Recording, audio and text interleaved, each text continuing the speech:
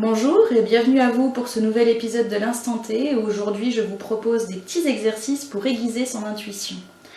Alors, c'est un intitulé bien pompeux, mais en fait, l'idée, c'est simplement d'exercer le sixième sens en exerçant tout d'abord les 5 premiers. Parce que si vous aiguisez les 5 premiers sur le plan visible, en fait, vous allez pouvoir les entraîner par la suite sur le monde invisible. Donc, pour commencer, rappel des 5 sens, la vue, l'ouïe, l'odorat, le goût, le toucher. Basique, mais efficace. Pour entraîner la vue, il n'y a rien de bien compliqué. Ce que vous pouvez faire, c'est par exemple fermer les yeux et essayer de vous remémorer le visage d'une personne que vous avez croisée. Par exemple, vous travaillez dans le public, vous avez croisé un client ou un patient qui vous a marqué, vous rentrez chez vous le soir. Il ressemblait à quoi, quel vêtements il portait, ses yeux étaient de quelle couleur, comment il était coiffé, etc., etc. Donc vraiment bien vous retracer le visage. Vous pouvez aussi, pour les plus modernes d'entre vous, utiliser les applications sur smartphone, du genre Où est Charlie et autres jeux d'observation de ce genre-là. Moi j'adore personnellement et c'est vrai que moi qui n'avais aucun sens de l'observation, je l'ai énormément développé avec ça. Pour exercer la vue, vous avez plusieurs méthodes. Vous pouvez, par exemple, si vous bossez comme moi dans le public, vous rentrez chez vous le soir, vous pouvez vous concentrer sur un visage en particulier que vous avez croisé dans la journée et essayer de vous le retracer dans les moindres détails. De quelle couleur sont les yeux, la forme du nez, est-ce que les oreilles sont plus ou moins décollées, est-ce que les lèvres sont plus ou moins larges, de quelle couleur, etc., etc. J'ai de la visite. Vous pouvez aussi, pour les plus modernes d'entre vous, utiliser des applications sur smartphone, genre Où est Charlie et divers jeux d'observation. Vous pouvez aussi, comme je le mentionnais dans la vidéo sur les entités, pendant un exercice de méditation, parce que ça vous permet d'être vraiment dans les bonnes ondes cérébrales, vous concentrer sur les détails d'une pièce dans laquelle vous n'êtes pas. C'est-à-dire que moi j'avais une habitude de méditer dans mon salon. Je commençais toujours par la chambre. Quel jeu de drap était dans mon lit, quel objet j'avais sur ma table de nuit, etc., etc. Tous les petits détails, quel bouquin, où est le marque-page, est-ce qu'il dépasse plus ou moins du livre, etc., etc. Vous pouvez aussi, comme je le mentionnais dans la vidéo sur les entités, vous poser donc en position de méditation, fermer les yeux et essayer de vous retracer une pièce dans laquelle vous n'êtes pas et où vous ne pouvez pas tricher en rouvrant les yeux. Vous retracer vraiment la pièce dans les moindres détails. Moi qui méditais dans mon salon, j'avais pour habitude de commencer par la chambre. Quel jeu de drap était dans mon lit? Quel bouquin était sur la table de nuit? Est-ce que le marque-page dépassait plus ou moins du milieu du bouquin ou du début du bouquin selon où j'en étais? Est-ce que la lampe, elle était allumée la dernière fois que j'y suis allée? Etc., etc. Donc vraiment en se concentrant sur tous les petits détails que vous pouvez vous remémorer. Pour l'ouïe, là aussi vous avez plusieurs méthodes. Pour les plus mélomanes d'entre vous, vous pouvez écouter des musiques et essayer soit de chercher les tierces, qui en général sont les doubles voix si vous voulez de chant, soit essayer de reconnaître les différents instruments qui composent une musique. Est-ce que c'est plus des cuivres, est-ce que c'est plus des cordes, est-ce que c'est plus du piano, est-ce que c'est plus... etc., etc. Est-ce que ce sont des cordes pincées, des cordes frottées, des cordes frappées? Enfin voilà, pour vraiment les musiciens, vous pouvez vous amuser comme ça. Et pour les moins mélomanes d'entre vous, il y a une autre méthode assez sympa que j'utilise énormément aussi, c'est un genre de Où est Charlie mais auditif. C'est-à-dire que, vous voyez, moi je vis donc avec mon homme et ma petite fille, et j'aime bien depuis ma chambre essayer de deviner ce qu'ils font. Genre mon homme d'un seul coup s'est levé, est-ce qu'il est allé plus en direction de la salle de bain, est-ce qu'il est allé plus en direction de la cuisine? S'il est allé à la cuisine, est-ce qu'il a fouillé dans le placard? Est-ce qu'il a pris à manger? Est-ce qu'il a fouillé le frigo? Voilà, selon, vraiment, essayez de deviner un peu ce que font les gens autour de vous sans le regarder, quoi. Et vous pouvez toujours aller vérifier en levant vos fesses pour aller voir vraiment ce qu'ils font, si vous aviez raison ou non. Et donc, ça vous aiguise au moindre petit bruit. S'il a touché un sac plastique, est-ce que c'est parce qu'il a voulu prendre un fruit ou est-ce que c'est parce qu'il était en train de changer le sac de la poubelle, par exemple? Pour l'odorat et le toucher, pour l'odorat et le goût, ce sera des jeux des jeux de piste. Vous l'avez peut-être fait comme moi quand vous étiez jeune. Enfin, moi je l'ai fait à l'école et ça m'avait marqué parce que je devais avoir 7 ou 8 ans. C'était l'apogée d'une course d'orientation. Enfin bref, on terminait sur un jeu comme ça. On avait les yeux bandés, une petite assiette comme celle-ci. Et on devait identifier ce qui était dedans. Donc les yeux bandés, on trempait le doigt dedans. Et tiens, ça c'est du sel. Tiens, ça c'est du sucre. Et je me rappellerai toujours, personnellement, j'avais été obligée de goûter 3 fois la farine. Parce que impossible de retrouver ce que c'était. J'avais bien identifié la texture, mais comme ça n'a pas de goût particulier, j'avais buté sur la farine. Bref, voilà. Après, encore une fois, pour améliorer votre ressenti, vous pouvez prendre au départ des goûts très très différents, du sel, du sucre, et après prendre des choses un peu plus proches. Est-ce que c'est du sucre blanc? Est-ce que c'est du sucre roux? Est-ce que c'est de la farine? Est-ce que c'est éventuellement, même maintenant, pourquoi pas, est-ce que c'est de la farine de blé, de maïs? Quelles épices? Est-ce que c'est du paprika ou du curry? Est-ce que c'est... Ben voilà, vous pouvez vraiment prendre des choses très, très différentes au départ et resserrer au fur et à mesure, faire des choses plus proches les unes des autres. Pour l'odorat, j'aime bien jouer avec ça. Ce sont des hydrolats, donc là il y a des hydrolats divers et variés. Hein. Vous avez par exemple des choses justement très différentes. Là j'ai de l'hydrolat de cassis et de l'hydrolat de menthe poivrée. C'est difficile de confondre pour le coup. Par contre, vous pouvez éventuellement confondre sur ces deux-là, où là j'ai de l'hydrolat de jasmin et de l'hydrolat d'ylang-ylang. C'est déjà des odeurs qu'on sent un peu moins souvent.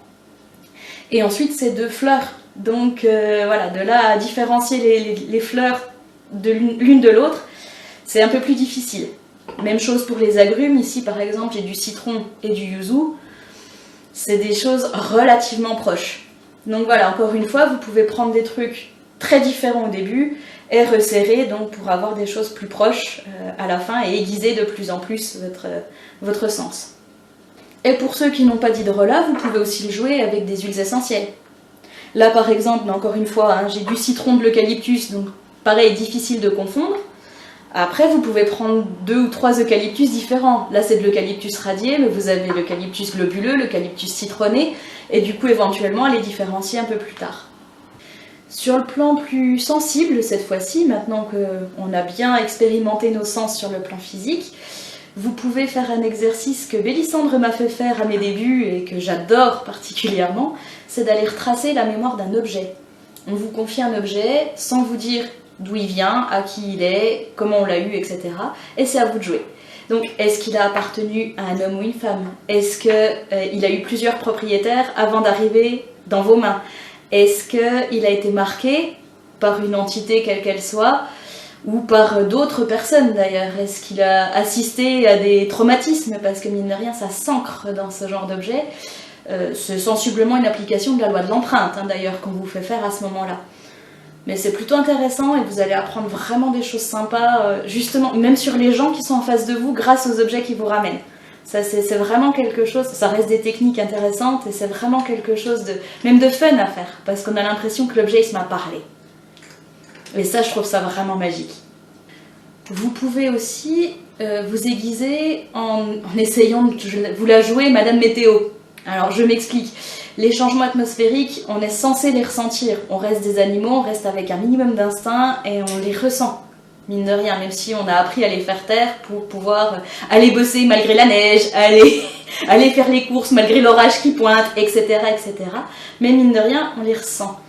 Et c'est vrai qu'y prêter attention, voilà, vous ouvrez vos volets le matin et... tiens, ça sent la neige. Ça sent la neige parce que votre corps se crispe d'une certaine façon, ou parce que vos frissons ne sont pas tout à fait les mêmes que d'habitude, ou parce que voilà, les odeurs même de la nature ne sont pas les mêmes, ou même votre comportement. Enfin, vous l'avez peut-être constaté, mais quand il y a un orage qui pointe, l'ambiance est électrique, vous êtes plus à vif, vous êtes plus tendu. Et dès que l'orage se pointe, vous vous détendez. Voilà, par exemple. Ou les gamins sont particulièrement excités juste avant une tempête de neige, ou juste une chute de neige, il n'y a pas besoin que ce soit une tempête d'ailleurs. Parce que les gamins, ils sont moins formatés par la société, moins catalogués, moins à vouloir faire rentrer dans des cases. Ils ressentent les choses, ils les vivent, c'est spontané, ça ne cherche pas à comprendre. Donc voilà, peut-être en observant les animaux, les enfants, et à faire le lien en fait avec ce que vous ressentez. Vous obligez à vous concentrer sur ce que vous ressentez parce que vous avez constaté des changements chez vos animaux de compagnie ou chez vos enfants. C'est quelque chose qui peut vous aider. Encore une fois, vous pouvez aussi vous la jouer, Madame Irma, en écoutant votre téléphone. Alors, je m'explique. Votre téléphone sonne. Dans le temps, les téléphones à Scooby-Doo, ils vous disaient pas qui c'est qu'appelait. C'était pas compliqué, c'était pas marqué dessus. Et ben là, vous faites pareil. Vous faites comme si vous aviez un vieux téléphone à Scooby-Doo. Vous laissez votre téléphone sonner et pendant un centième de seconde, vous vous dites qui c'est. Et vous essayez de deviner. Et ben vous voyez, moi à force de m'entraîner, je suis passée à 80%. En général, je tombe juste. Parce que on se concentre sur des pensées du matin. Moi j'appelais ça quand j'étais jeune et quand je débutais dans le domaine, j'appelais ça des pensées du matin. C'est des pensées qu'on n'explique pas et qui sont là quand même. Voilà, donc apprendre à les écouter, c'est ça aussi. C'est ça aussi, aiguiser son intuition. C'est juste apprendre à l'écouter quand elle est là. Pour finir, bon ça c'est quelque chose d'un peu plus pointu, vous pouvez goûter l'humeur d'une personne. Alors, moi j'adore faire ça et avec Bellissante c'est un de nos jeux préférés. C'est vrai qu'on boit beaucoup de thé, hein, vous l'avez peut-être remarqué à force. On boit énormément de thé et en se concentrant sur une personne, sur son essence, sur ce qu'on sait d'elle et en l'ancrant en fait dans notre boisson, on arrive à cerner l'état d'esprit dans lequel elle est à l'heure actuelle, au moment, à l'instant T, sans mauvais jeu de mots, où on boit la boisson chaude qu'on a dans les mains. Voilà, donc ça c'est quelque chose de très intéressant à faire aussi, simplement ça demande un peu plus d'entraînement. Si vous n'y arrivez pas du premier coup, vous formalisez pas. C'est vraiment une question d'entraînement, c'est vraiment une question de concentration pure et dure sur la personne telle que vous vous en souvenez. Le plus facile, c'est de prendre des personnes que vous connaissez bien. C'est de prendre des personnes que vous pouvez décrire, pas parfaitement, parce que c'est jamais possible de décrire quelqu'un parfaitement, mais quelqu'un qui pourra difficilement vous surprendre, que vous voyez évoluer, que vous connaissez vraiment bien. Comme ça, vous pouvez facilement en fait transmettre son énergie à votre boisson et du coup la goûter plus facilement. Ce petit exercice, effectivement, peut être très intéressant. Alors déjà parce qu'il va vous obliger à vraiment vous concentrer pour intégrer l'essence à votre boisson, mais ensuite parce que ça peut être un petit système d'alerte. Dans le sens où, d'un seul coup, voilà, vous êtes tranquille, vous êtes posé. J'étais tranquille, j'étais peinard, comme disait Renaud. Et du coup, vous êtes posé tranquille et d'un seul coup, votre boisson, elle a pris un goût différent de celui qu'elle était censée avoir à la base. Et ça vous rappelle quelque chose. Un peu la Madeleine de Proust, si vous voulez. Ça vous plonge dans un souvenir, dans un état d'esprit différent. Et du coup, ça va peut-être vous dire « Ah bah là, ça me rappelle un peu le thé que j'ai bu à Mange ta gamelle avec Alphonse. » Ça sera peut-être le moment approprié, disons, pour repasser un petit coup de fil à Alphonse et savoir comment il va. Parce qu'il y a peut-être un truc à chercher, il y a peut-être un truc à savoir. C'est l'occasion à ce moment-là, justement, de matérialiser vos pensées du matin, comme je disais tout à l'heure, de concrétiser en fait votre intuition. À ce moment-là, du coup, vous n'êtes plus émetteur, vous êtes récepteur des informations, vous allez pouvoir les accueillir, les analyser, les interpréter et vraiment les vivre, les ressentir de l'intérieur, vraiment les prendre en pleine bille, pardon du peu, vous allez les prendre en pleine bille. Alors c'est pas toujours évident, c'est sûr, mais ça permet vraiment de cerner son environnement. Et ça en vient au sens que j'ai oublié, que vous avez remarqué sans doute, le toucher. Parce que pour moi, le toucher, c'est peut-être le plus énigmatique des 5. Dans le sens où il passe pas par un organe en particulier, mais il passe par l'intégralité du corps. Et ça, c'est quelque chose que, voilà, on me dit odorat, on pense nez, d'emblée. Il y a tout un système derrière, on est d'accord, vous avez fait de la biologie sans doute comme moi, il n'y a pas de problème. Mais le toucher, c'est vraiment quelque chose de plus exotique. Voilà, parce qu'effectivement, vous allez pouvoir entraîner vos mains en touchant différents tissus, en allant, là par exemple, j'ai du sel d'un côté puis du bicarbonate de l'autre. La texture n'est pas tout à fait la même, ça on est d'accord. Mais ça va être aussi ressentir le chaud, le froid sur vos épaules. Un frisson ou quelque chose, c'est le toucher, mine de rien. Et du coup, c'est quelque chose qui... c'est peut-être le premier sens par lequel passe le monde éthéré, enfin en tout cas chez moi, c'est comme ça que ça se passe. Parce que ça va être des sensations au sens propre du terme et qui vont passer systématiquement par une sensation sur ma peau, par un courant qui va passer dans ma nuque, par un frisson qui va partir de la colonne ou du sommet de la tête, etc. etc. Donc ça c'est vraiment quelque chose qu'il vous faudra travailler, je pense, pour pouvoir ne serait-ce que déceler la présence d'une entité. Voilà, si vous avez des frissons à tel ou tel endroit, peut-être arrêter de vous dire c'est la fatigue, et peut-être commencer par vous dire, bon ben voilà, qu'est-ce qui se passe exactement, pourquoi j'ai ces frissons?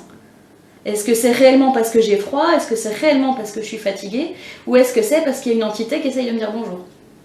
Alors après, vous pouvez toujours aller un petit peu plus loin en essayant de combiner vos sens. C'est-à-dire que on sait qu'en cuisine, quand on mange les yeux bandés, ça n'a pas le même goût. On ne ressent pas le goût de la même façon. Même chose quand on est enrhumé. Vous allez manger quelque chose en étant enrhumé, ça va pas avoir le même goût, parce que l'odorat et le goût sont liés. Donc l'idée, c'est vraiment de voir comment les sens peuvent se combiner pour donner quelque chose de nouveau, pour donner une essence un peu plus complète, une vision d'ensemble des choses. Je sais qu'à force de méditation, j'arrivais à donner une couleur au son, par exemple. Si je vous dis que j'entendais des sons bleus et des sons dorés, vous allez me regarder en disant « mais qu'est-ce qu'elle dit ?» Et à force, finalement, vous allez peut-être vous rendre compte que ces sons-là, c'est peut-être parce qu'ils étaient un petit peu plus graves ou parce qu'ils résonnaient avec une partie particulière de vous. Voilà, ils résonnaient avec le chakra du cœur, par exemple, pour ceux qui travaillent avec leur chakra et qui les connaissent un petit peu. Ou ça résonnait avec le chakra racine. Et du coup, ça n'a pas forcément la même couleur non plus à ce moment-là, ni la même sonorité, effectivement, pour parler musique. Pour vous donner un exemple concret de ces synesthésies, en fait, par exemple, les magnétiseurs, ils vont commencer par scanner votre corps, et c'est selon ce qu'ils vont sentir effectivement au niveau de leurs mains, mais aussi ce qu'ils vont voir sur vos réactions à vous, à quel moment vous allez plisser les yeux, à quel moment vous allez crisper vos muscles, à quel moment vous allez souffler en vous détendant, etc., qui vont leur permettre de voir où vous avez mal, et vraiment de comprendre les choses. Et Bélissandre en parlait sur le plan plus éthéré encore, sur la vidéo sur les entités, où elle évoquait le fait de scanner une pièce et de voir apparaître une tache rouge ou une tache bleue selon si c'est dangereux ou pas. Voilà, ça c'est clairement un entraînement de synesthésie. Ben, ne me reste plus qu'à vous souhaiter un bon entraînement, qu'à vous rappeler qu'effectivement en entraînant vos 5 sens, vous allez pouvoir atteindre le 6e. Vous souhaitez bon courage et puis vous dire à bientôt pour une nouvelle vidéo.